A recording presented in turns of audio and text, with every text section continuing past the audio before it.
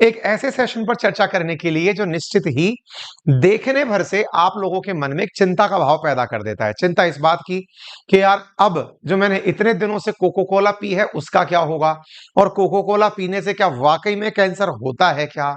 पता नहीं ऐसा क्या पता चल गया जिसके कारण मैं तो अनजान था, लेकिन आज कोई ऐसा राज खुलने वाला है।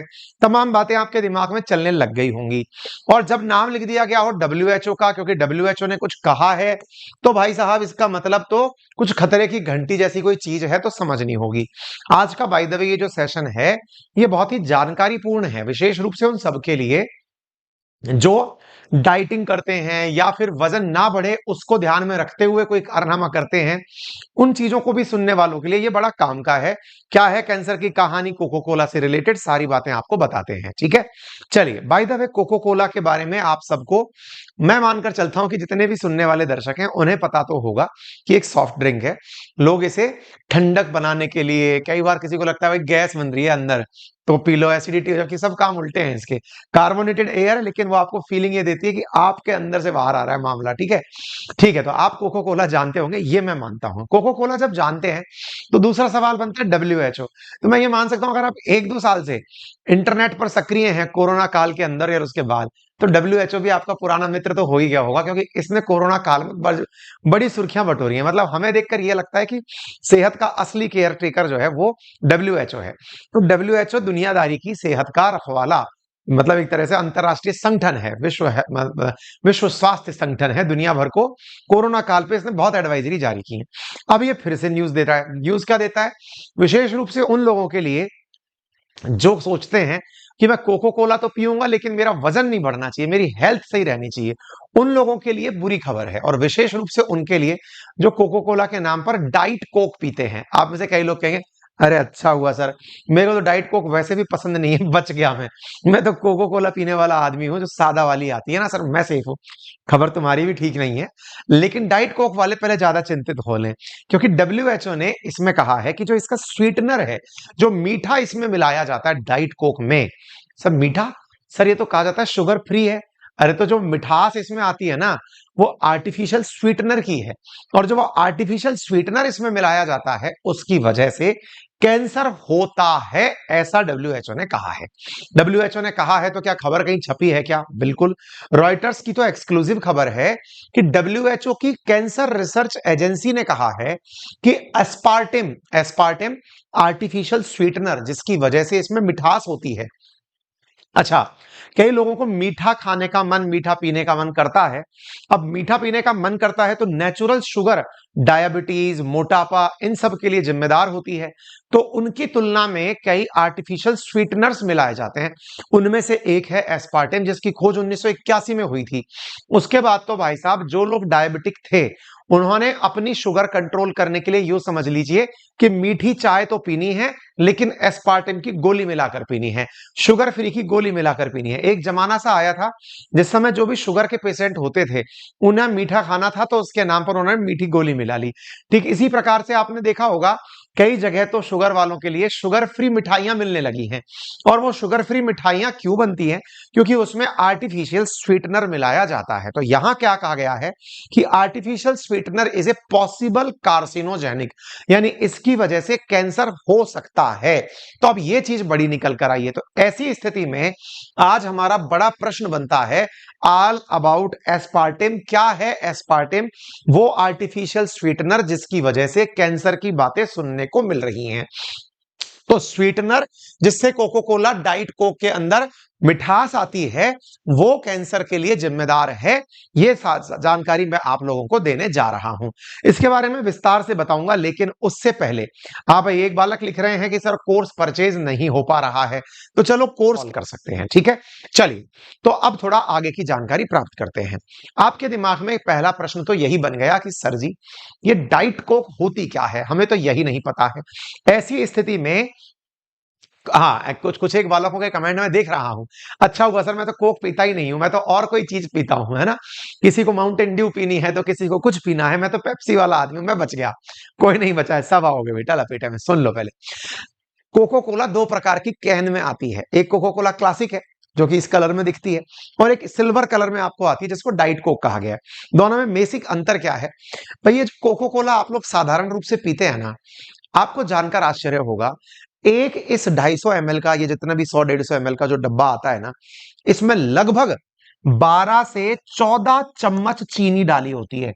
जो आप शुगर खाते हैं ना, अगर आपको ये जानकर आश्चर्य नहीं हो रहा है तो आपको चिंतित होने की आवश्यकता है।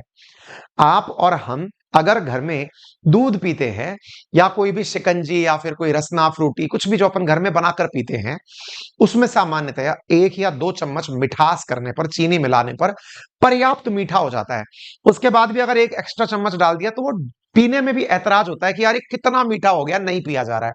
लेकिन अब आप सोचकर देखो, आप जो साधारण रूप से कोको कोला पीते हैं, उसमें 12 से लेकर 14 चम्मच मीठा होता है, चीनी होती है। इससे आप अंदाजा लगा, जो कॉर्न शुगर, तो आप सोचकर देखिए, जो लोग चीनी कंज्यूम करने में डरते हैं और अगर वो एक कोको कोला पी लें, आप में से कईयों के दिमाग में सवाल बनेगा, सर हमें पता क्यों नहीं चलता? हम 3-4 चम्मच अगर मीठा पानी पी लें, मिठाई चीना मिला के पी लें, तो हमें तो दिक्कत होने लगती है। 12-14 चम्मच अगर मतलब इसमें चीनी डली है, हमें पता क्यों नहीं चलता? क्योंकि इसमें फास्फोरिक एसिड मिलाया जाता है, उसके कारण आपको उसका मिठास पता नहीं चलता। आपको एक टेंजेंट सा, मतलब एक चटकारे द्वारा स्वाद सा आता है, इसलिए आपको अंदाजा नहीं लगता। अब ये जो 12-14 चम्मच चीनी है जो आपके शरीर में जा रही है और आपको भयंकर नुकसान पहुंचा रही है, मतलब साधारणतः जो व्यक्ति 3 दिन में जितना मीठा अलाउड है ना खाना, वो एक डाइट कोक एक साधारण कोको कोला पीने से उसका कोटा पूरा हो जाता है। ठीक है, अब आ जाओ डाइट कोक पर। डाइट कोक में क्या किया गया कि ये वाला चीनी डाला ही नहीं गया, ये वाला चीनी बचा दिया गया। इसी कारण से डाइट कोक को कैलोरी फ्री, यानी कि इसके अंदर शुगर नहीं है, ऐसा कह के प्रमोट किया जाता है कि भाई इसमें चीनी नहीं है। तो फिर सर ये मीठी क्यों लगती है? तो चीनी की जगह कोई और मिठास इसमें डाला गया। जो मिठास इसमें डाला गया वो आर्टिफिशियल स्वीटनर कहलाया। आर्टिफिशियल स्वीटनर क्या होते हैं? वे कृत्रिम स्वीटनर जो कि मिठास पैदा करते हैं, आर्टिफिशियल स्वीटनर कहलाते हैं। यानी ये ग्लूकोज, फ्रुक्टोज, सक्रोज ये नहीं है, ये कुछ और हैं। तो जो आर्टिफिशियल स्वीटनर मिलाए गए, उसमें डाइट कोक में जो स्वीटनर मिलाया गया, मिठास मिलाई गई, उसका नाम एस्पार्टिम है। एस्पार्टिम नाम का जो स्वीटनर है, वो चीनी की तुलना में 200 गुना ज्यादा मीठा होता है। यानी 1 चम्मच एस्पार्टिम 200 चम्मच मीठे के बराबर होता है। 1 चम्मच एस्पार्टिम 200 चम्मच अपनी जो शुगर होती है उसके बराबर होता है। आप में से कुछ लोग कहेंगे सर मैं तो बहुत कम मीठा लेता हूं। एस्पार्टिम चुटकी भर जो है ना, वो भी कई चम्मचों का काम कर देती है। उसके वजह से कैलोरी तो नहीं बढ़ती, क्योंकि कैलोरी फ्री है, आपको वो शुगर वाला एहसास नहीं दे रही। तो क्या होता है? तो जो शुगर वाला एहसास है ना, उसकी एवज में वहां क्या होता है? वहां होता है कार्सिनोजन, यानी कैंसर पैदा करने वाला एजेंट, और उस वजह से डाइट कोक हो जाती है स्वास्थ्य के लिए हानिकारक। ये मैं नहीं कह रहा हूं, ये WHO कह रहा है। अब जिन्हें बिल्कुल अंतर नहीं पता है कि सर ये होते क्या हैं, तो मैं आपको थोड़ा अंतर बता दूं। जो रेगुलर कोक है उसमें बहुत ज्यादा कैलोरी है, डाइट कोक में कैलोरी ना के बराबर है। रेगुलर कोक में जो मिठास है वो फ्रक्टोस या corn syrup, fructose corn syrup होता है मिठास के लिए, उसका उपयोग किया जाता है। डाइट कोक के अंदर आर्टिफिशियल मिठास का उपयोग किया जाता है। रेगुलर कोक जो है वो थोड़ा हार्ड और अच्छा होता है। अच्छा, आप में से कई लोग ऐसे होते हैं जो विदेशों में भी जा चुके होते हैं, वहां जाकर के भी कोक पीते हैं, वहां की कोल्ड ड्रिंक पीते हैं, और या कई विदेशी मित्र होते हैं जब वो भारत आते हैं तो एक लाइन बोलते हैं, कोको कोला अमेरिका में भी बिकती है, कोको कोला यहां भी बिकती है। अमेरिका वाली कोको कोला है ना, वो अलग ही बात है।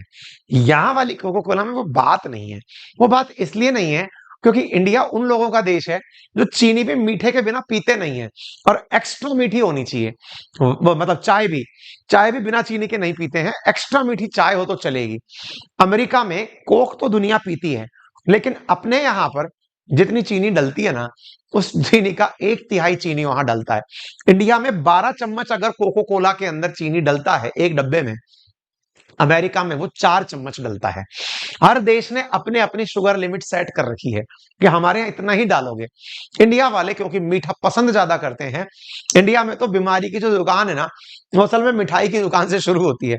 मीठा कंट्रोल नहीं होता, अब बीमारियां वहां से डब्बे में पैक होकर घर तक पहुंचती हैं। एग्जैक्टली ये वाली कहानी यहां पर भी है, ठीक है ना।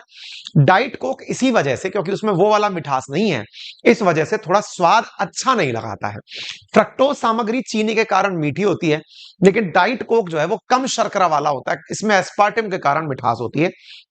जो वजन के लिए चिंतित रहते हैं कि मीठे से वजन बढ़ता है, वो लोग रेगुलर कोक नहीं पीते हैं, वो डाइट कोक पीते हैं कि भाई चलो इसमें कैलोरी नहीं है, ठीक है। कब से बनना शुरू हुआ?